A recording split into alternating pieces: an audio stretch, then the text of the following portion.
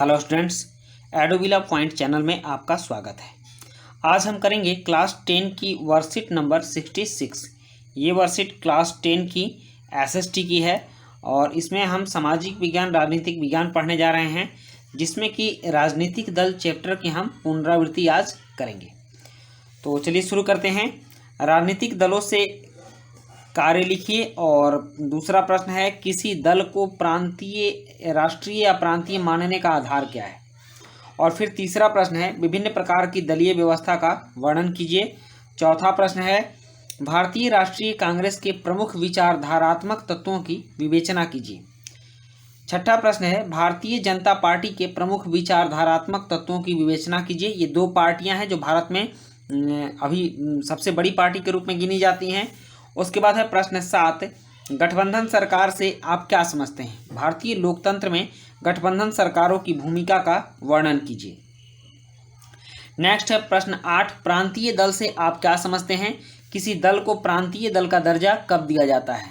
और प्रश्न 9 है, भारत में क्षेत्रीय दलों के उभार ने संघवाद एवं लोकतंत्र को मजबूत किया है। क्या आप इस कथन से सहमत हैं, व्याख्या कीजिए। और प्रश्न 10 है, तमिलनाडु के किन्हीं दो प्रांतीय दलों का नाम उनके चुनाव चिन्ह के साथ लिखिए।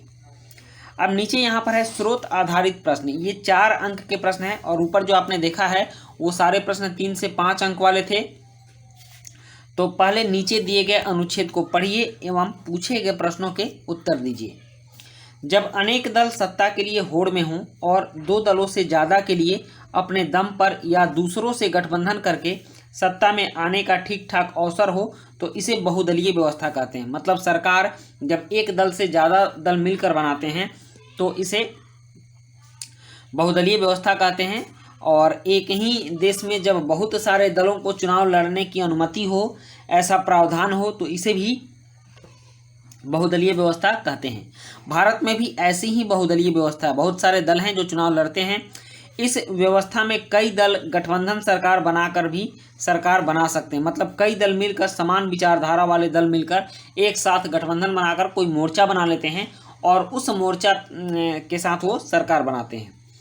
जब किसी बहुदलीय व्यवस्था में अनेक पार्टियां चुनाव लड़ने और सत्ता में आने के लिए आपस में हाथ मिला लेती हैं तो इसे गठबंधन या मोर्चा कहा जाता है।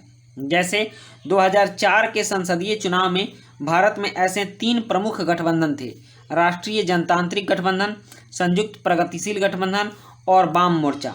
अक्सर बहुदलीय व्यवस्था बहुत घालमेल वाली लगती है और देश को राजनीतिक अस्थिरता की तरफ ले जाती है। मतलब बहुदलीय व्यवस्था में क्या होता है कि कोई भी पार्टी अपने मन से स्वच्छंद होकर काम नहीं कर सकती है। उसमें सारे दल के लोगों को मिलाकर उनकी इच्छा के अनुसार काम करना होता है। तो अगर देश हित में कोई बड़ा काम होता है, कोई बड़ा कदम उठाना होता है, तो उस समय बहुत मुश्किल हो जाती है, क्योंकि सारी पार्टियों के सुर नहीं मिलते हैं जो उस गठबंधन में शामिल होते हैं। लेकिन कभी कभी इससे फायदा भी होता है। इसके साथ ही इस प्रणाली में विभिन्न हितों, जो जितने क्षेत्र से लोग पार्टियां गठबंधन में आई रहती हैं, उन सभी क्षेत्रों का विकास होता है और बहुत सारे विचारों को राजनीतिक प्रतिनिधित्व भी मिल जाता है। इसके बाद इसमें कुछ प्रश्न हैं, जैसे बहुदलीय व्यवस्था क्या है, गठबंधन सरकार से आप क्या समझते हैं, क्या चीन में बहुदलीय व्यवस्था है, और उपरोक्त गद्यांश का सार अपने शब्दों में लिखिए। ये चारों प्रश्न भी हमें करने हैं। इसके बाद सबसे अंत में है, कोविड के संदर्भ में उचित व्यवहार संबंधी संदेश। 2 गज अथवा 6 फुट की शारीरिक दूरी का पालन कीजिए और कोरोना से बचे रहिए।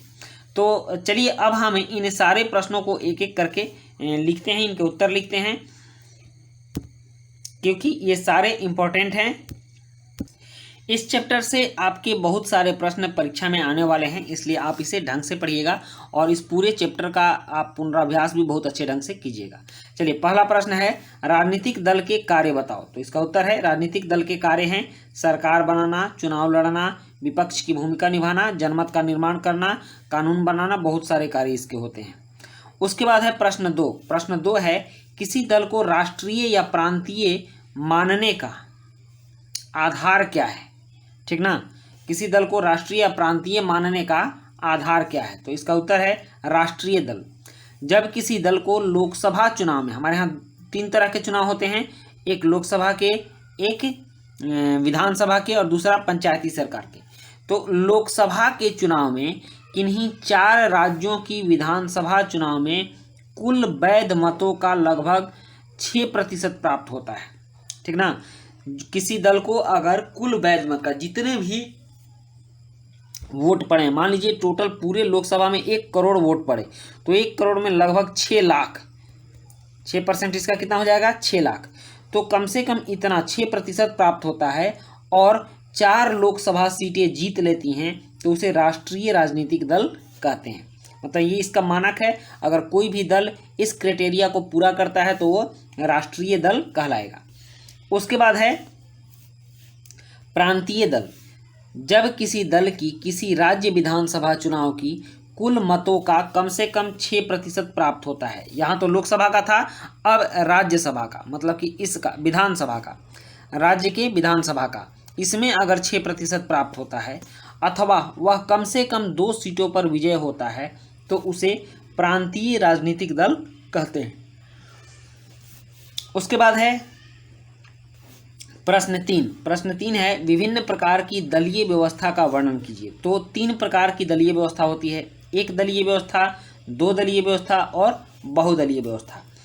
तो जिस देश में केवल एक दल को ही सरकार बनाने की अनुमति होती है उसे एक दलीय व्यवस्था कहते हैं, जैसे चीन, वहाँ सिर्फ कम्युनिस्ट पार्टी ही चुनाव लड़ती है और वहीं सरकार बनाती है।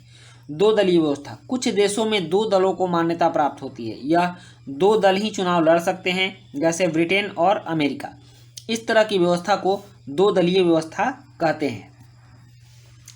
नेक्स्ट है बहुदलीय व्यवस्था। और बहुदलीय व्यवस्था कुछ देशों में 2 से अधिक दलों की व्यवस्था होती है, इसमें विभिन्न दल होते हैं और सारे दल चुनाव लड़ सकते हैं, जैसे भारत और फ्रांस।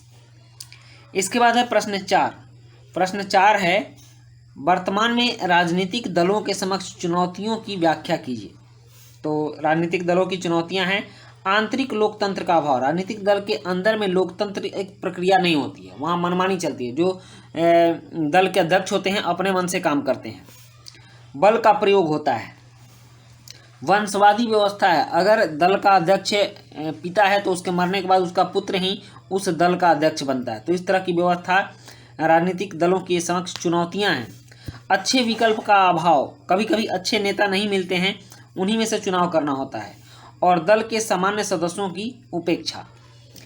इसमें होता क्या है कि जो कार्यकर्ता हैं जो बहुत दिनों से दल के साथ लगे हुए हैं और उनके पास अगर धन वगैरह नहीं है तो उनकी उपेक्षा की जाती है, उनको चुनाव में टिकट नहीं दिया जाता है। प्रश्न 5 है भारतीय राष्ट्रीय कांग्रेस के प्रमुख विचारधारात्मक तत्वों की विवेचना करें। भारतीय राष्ट्रीय कांग्रेस का गठन 1885 में हुआ था। स्वतंत्रता से पहले सबसे पहली बड़ी पार्टी भारतीय जनता पार्टी, भारतीय कांग्रेस पार्टी ही है। 1885 से लेकर आज़ादी तक भारतीय राष्ट्रीय कांग्रेस ने बहुत ही महत्वपूर्ण भूमिका निभाई। आज़ादी के बाद भी जवाहरलाल नेहरू के नेतृत्व में 1971 तक इस पार्टी का शासन देश पर रहा। कांग्रेस पार्टी ने भारत को धर्मनिरपेक्ष और समाजवादी शब्द दिया। भारत में लंबे समय तक इस पार्टी का शासन बना रहा। उसके बाद है प्रश्न 6, भारतीय जनता पार्टी के प्रमुख विचारधारात्मक तत्वों की विवेचना कीजिए। इसका उत्तर है भारतीय जनता पार्टी पुराने भारतीय जनसंघ का ही नया रूप है। पहले भारतीय जनसंघ नामक एक पार्टी चलती थी, उसी का नया रूप हो गया भारतीय जनता पार्टी, जिसे श्यामा प्रसाद मुखर्जी ने 1951 में गठित किया था। बाद में पुनर्जीवित करके यह पार्टी 1980 में भारतीय जनता पार्टी बनी। भारत की प्राचीन संस्कृति, दीनदयाल उपाध्याय के विचार, संपूर्ण मानवतावाद एवं आधुनिक भारत बनाने का लक्ष्य भारतीय जनता पार्टी की विचारधारात्मक तत्व हैं। उसके बाद है प्रश्न 7, गठबंधन सरकार से आप क्या समझते हैं? भारतीय लोकतंत्र में गठबंधन सरकारों की भूमिका का वर्णन कीजिए। तो इसका उत्तर है जब किसी एक पार्टी को स्पष्ट बहुमत नहीं मिलता तब समान विचारधारा की 2-3 पार्टियां मिलकर सरकार बनाती हैं, जिसे गठबंधन सरकार कहते हैं। 1996 के बाद से ही लगभग सभी सरकारें गठबंधन सरकार ही भारत में रही। इससे हमारे क्षेत्रीय स्तर की समस्याओं का समाधान होता है तथा संघवाद एवं लोकतंत्र मजबूत होता है। उसके बाद प्रश्न 8 है प्रांतीय दल से आप क्या समझते हैं? किसी दल को प्रांतीय दल का दर्जा कब दिया जाता है? तो इसका उत्तर है किसी क्षेत्र विशेष के दल को प्रांतीय दल कहा जाता है जब किसी दल को किसी राज्य विधानसभा चुनाव की कुल मतों का कम से कम 6% मत प्राप्त होता है अथवा वह कम से कम 2 सीटों पर विजय होता है तो उसे प्रांतीय दल का दर्जा मिलता है। प्रश्न 9 है, भारत में क्षेत्रीय दलों के उभार ने संघवाद एवं लोकतंत्र को मजबूत किया है। क्या आप इस कथन से सहमत हैं? व्याख्या कीजिए। तो इसका उत्तर है क्षेत्रीय दल अपने क्षेत्र विशेष की समस्याओं को लेकर राजनीति में आते हैं और जब किसी विशेष क्षेत्र की समस्याओं का हल होता है उनको भी राजनीति में सक्रिय रूप से भाग लेने का मौका मिलता है तो संघवाद और लोकतंत्र मजबूत होता है क्योंकि इससे से अधिक लोगों को सत्ता में भागीदार होने का मौका मिलता है। उसके बाद है प्रश्न 10। प्रश्न 10 है, तमिलनाडु के किन्हीं 2 प्रांतीय दलों का नाम उनके चुनाव चिन्ह के साथ लिखिए। तो तमिलनाडु के 2 दलों के नाम उनके चुनाव चिन्ह के साथ निम्नलिखित है। पहला, ऑल इंडिया अन्ना द्रविड़ मुनेत्र कड़गम, इसका चुनाव चिन्ह 2 पत्तियां है। और उसके बाद दूसरा है द्रविड़ मुनेत्र कड़गम, इसका चुनाव चिन्ह उगता सूरज है। अब है स्रोत आधारित प्रश्न। स्रोत आधारित प्रश्न में है बहुदलीय व्यवस्था क्या है? तो इसका उत्तर होगा जब अनेक दल सत्ता के लिए होड़ में हो और 2 दलों से ज़्यादा के लिए अपने दम पर या दूसरों से गठबंधन करके सत्ता में आने का ठीक ठाक अवसर हो तो इसे बहुदलीय व्यवस्था कहते हैं। नेक्स्ट है गठबंधन सरकार से आप क्या समझते हैं? तो इसका उत्तर है जब किसी बहुदलीय व्यवस्था में अनेक पार्टियां चुनाव लड़ने और सत्ता में आने के लिए आपस में हाथ मिला लेते हैं और एक साथ सरकार बनाते हैं तो इसे गठबंधन सरकार कहते हैं। उसके बाद है प्रश्न 3। प्रश्न 3 है, क्या चीन में बहुदलीय व्यवस्था है? तो इसका उत्तर है नहीं, चीन में एक दलीय व्यवस्था है।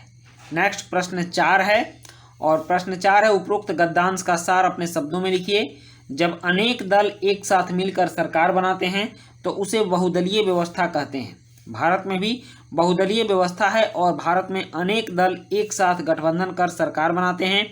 ऐसे कई गठबंधन के सरकार 2004 से अब तक बन चुके हैं। गठबंधन में देश को राजनीतिक अस्थिरता मिलती है लेकिन साथ ही इससे विभिन्न क्षेत्रों के हितों और विचारों का प्रतिनिधित्व भी राजनीति में मिल जाता है। बच्चों, ये थी आपकी आज की वर्कशीट नंबर 66 और अगर ये वर्कशीट अच्छी लगी हो तो लाइक सब्सक्राइब कमेंट जरूर कीजिएगा, अपने दोस्तों के बीच शेयर भी कीजिएगा और अभी तक अगर आपने हमारे चैनल को सब्सक्राइब नहीं किया है तो सब्सक्राइब जरूर कीजिएगा। मिलते हैं नेक्स्ट वर्कशीट में। Thank you.